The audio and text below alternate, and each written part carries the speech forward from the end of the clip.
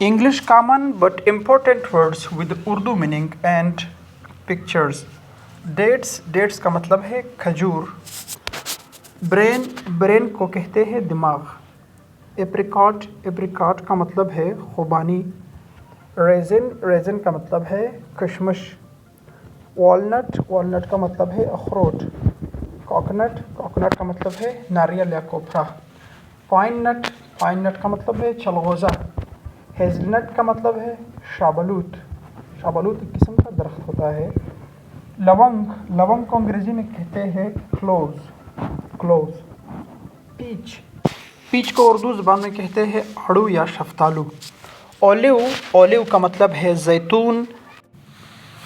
और नेक्स्ट जो हमारे पास वर्ड है वो है फिग का मतलब है इंजीर उसको उर्दू में कहते हैं पाइनएप्पल का मतलब है अनानास।